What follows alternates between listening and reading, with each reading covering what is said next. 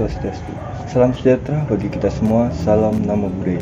Puji syukur saya panjatkan kepada Tuhan Yang Maha Esa, karena atas rahmatnya kita semua dapat berkumpul dalam keadaan yang sehat.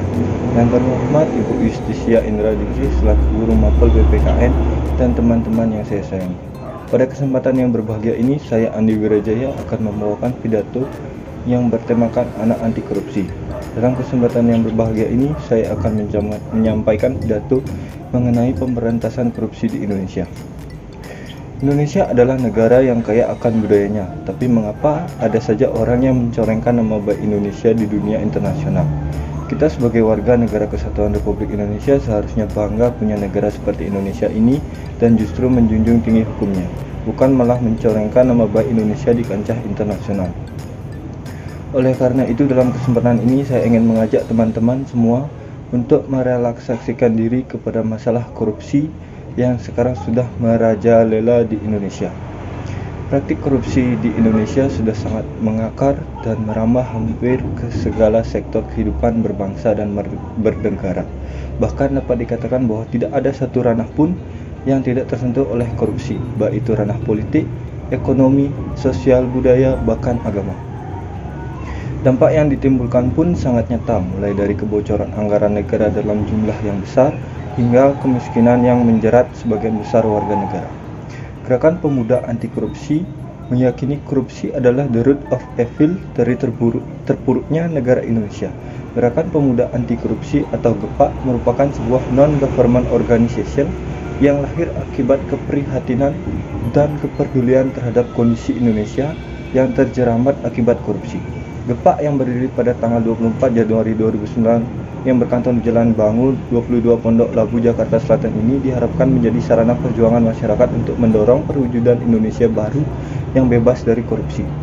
GEPAK bercita-cita mewujudkan Indonesia yang adidaya, yang bebas dari praktik korupsi, kolusi, dan nepotisme. Melalui kepemimpinan kaum muda, selain itu, GEPAK berusaha mendesak pemerintah untuk melakukan revisi undang-undang tindak pidana korupsi dengan menerapkan hukuman minimal seumur hidup dan maksimal hukuman mati bagi pelaku korupsi.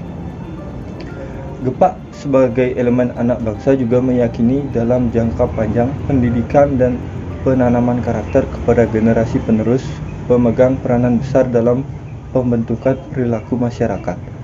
Gerakan Pemuda Anti Korupsi menjadi wadah persatuan dan kesatuan pemuda Indonesia untuk kembali bersatu dan berpikir mewujudkan kepeloporan kaum muda serta mewujudkan Indonesia bebas korupsi.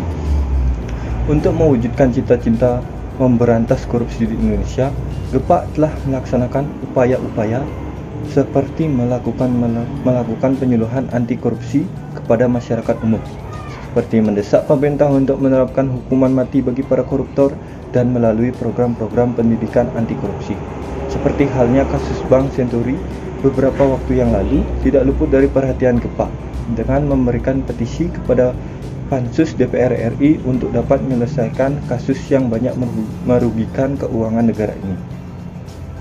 Namun selain upaya-upaya melalui aksi, pendidikan anti korupsi dan penyuluhan kepada masyarakat, juga dibutuhkan dukungan dari lembaga pemerintah yang mengurusi bidang pemberantasan korupsi di Indonesia, yaitu Komisi Pemberantasan Korupsi atau KPK.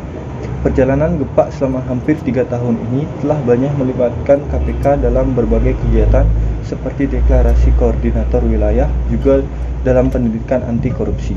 Oleh karena itu, pemerintah harus lebih meningkatkan kinerja dalam memberantas kasus korupsi di Indonesia, termasuk memberi hukuman berat kepada para koruptor yang telah mengerut lebih dari 1 triliun uang negara. Pemerintah juga harus mewujudkan pemerintahan yang baik agar Indonesia dikenal akan kebersihannya dari korupsi dan pelanggaran hukum lainnya. Demikianlah pidato yang dapat saya sampaikan dalam kesempatan ini. Mohon maaf apabila ada salah kata dalam pidato saya ini. Sekian, terima kasih.